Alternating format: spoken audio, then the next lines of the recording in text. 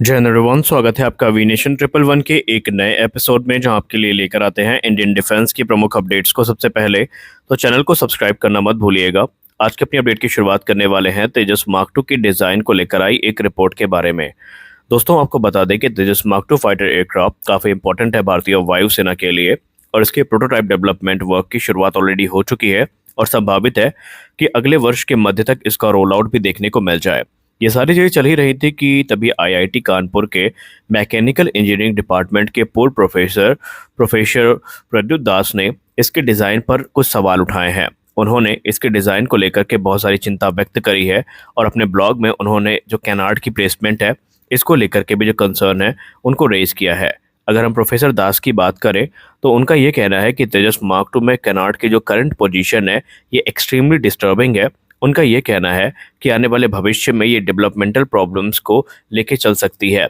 कुल मिलाकर के उनका ये कहना है कि ये जो कॉन्फ़िगरेशन है कैनार्ड फाइटर जेट के लिए, उनके हिसाब से ये ठीक नहीं है और इसका जो अध्ययन है वो फिर से करने की ज़रूरत उनके द्वारा बताई गई है। उन्होंने ये भी कहा है कि तेजस मार्क टू के डिज़ाइन को लेकर के जो डिसीजन मेकिंग प्रोसेस था उसकी उन्होंने काफ़ी निंदा करी है, उसको उन्होंने क्रिटिसाइज़ किया है और उन्होंने कहा है कि एक बार फिर से इसको जो पूरे तरीके से डिज़ाइन फिलॉसफी है उसका अध्ययन करने का ज़रूरत था और जो पोटेंशियल रिस्क है उनको हमें दिमाग में लेकर चलना चाहिए था, लेकिन ये चीज़ें यहाँ पर नहीं करी गई। उन्होंने एरोनॉटिकल डेवलपमेंट एजेंसी से भी कुछ सवाल पूछे हैं।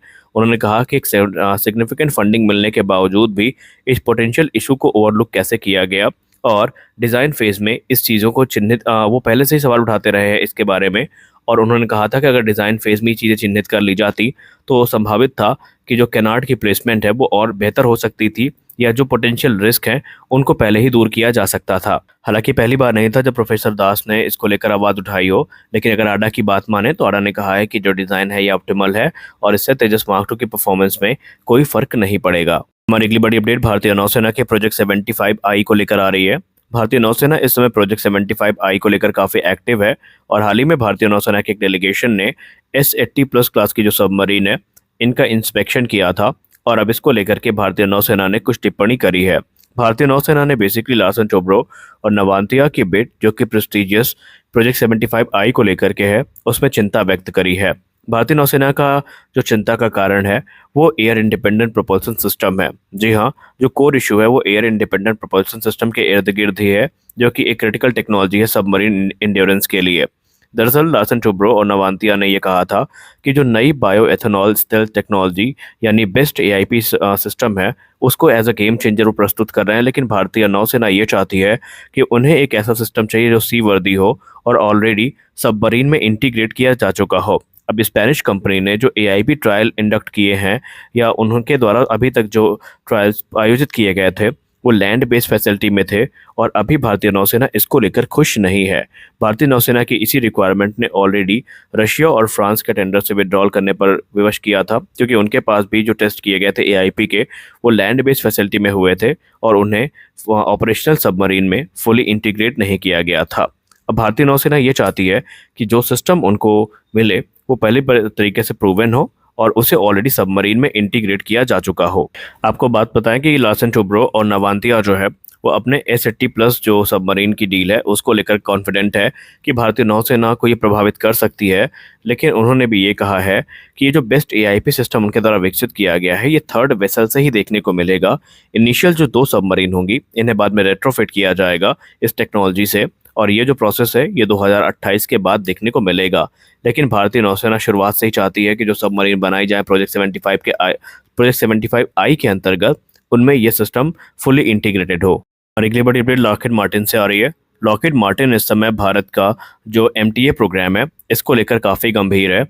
पहले भी उन्होंने MTA के अंतर्गत अपना C-130 जो सुपर हरक्यूलिस प्रस्तुत किया था और बाद में उन्होंने कहा था कि AC-130 अपग्रेड के रास्ते भी भारत के लिए खुल जाएंगे अगर भारतीय वायुसेना इन्हें MTA के अंतर्गत सेलेक्ट करती है। लेकिन अब उन्होंने एक और एम्बिशियस प्रपोजल को अनवील किया है जहां पर वो हाईली स्पेशलाइज्ड वेरिएंट जो C-130 जो सुपर हरक्यूलिस का है ये भारत के समक्ष प्रस्तुत करेंगे, और ये जो होगा ये MTA प्रोग्राम के लिए गेम चेंजिंग साबित हो सकता है।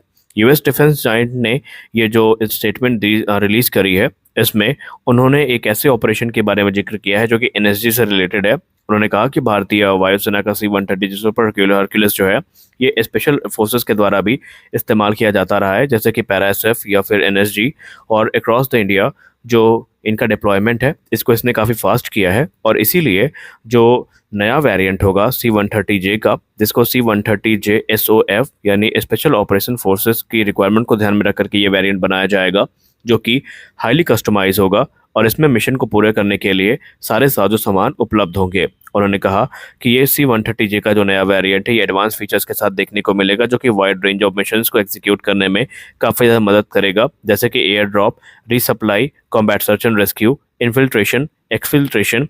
ये सारे मिशन जो है इसकी सहायता से पूरे किए जा सकते हैं।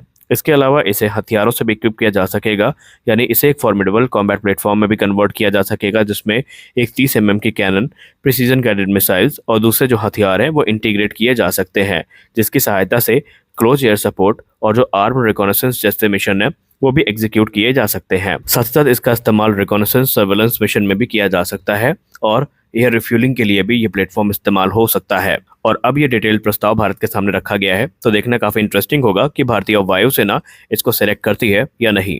हमारी अगली बड़ी अपडेट MRFA को लेकर आ रही है। MRFA में बोइंग काफी एग्रेसिव हो चुकी है और उनके एग्रेसिव होने के पीछे की एक बड़ी वजह है, वो है अभी तक किसी भी अमेरिकी फाइटर एयरक्राफ्ट का कंपटीशन में ना होना।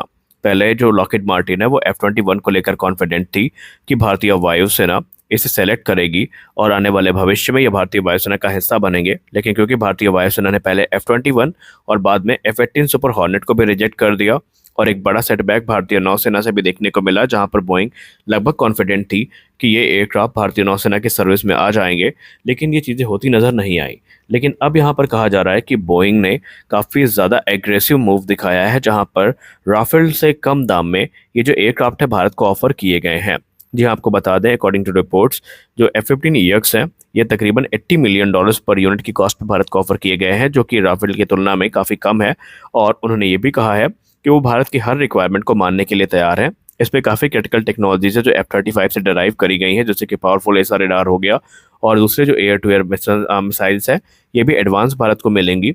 और उन्होंने ये भी कहा है कि जो भारतीय वायुसेना है वो खुद इसको लेकर काफ़ी इंटरेस्टेड है।